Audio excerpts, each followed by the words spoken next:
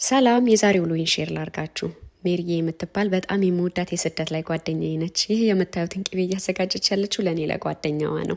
ቅቤውን ከማዘጋጀቷ በፊት በጣም የምወደውን ሽሮ ሰርታ ክትፎ፣ አልጫ፣ ቡና አብልታ አጠጥታኝ ነበር ወደ ቅቤው የገባችው። የምግቡን ፓርት ሌላ ቀን ቀርጽላችኋለሁ። ከዛ ቅቤውን ካዘጋጀች በኋላ ጸጉሬን አበጥራኝ ነበረ። ለሶስት ከፈለችኝና ቅቤውን እንደዚህ መቀባት ጀመረች ማለት ነው። የእውነት ነው ምላችሁ፣ ቅቤውን እንደዚህ ስትቀባኝ አያቴን ያስታወሰችኝ። አያቴ ነፍሳቸውን ይማረውና ድሮ ልጅ ሆኜ እንደዚህ ልክ እንደ ሜሪዬ ሳይሰስቱ ነበረ በደንብ አድርገው ቅቤውን የሚቀቡኝ እና እውነት በጣም ኢሞሽናል ሆኜ ነበረ።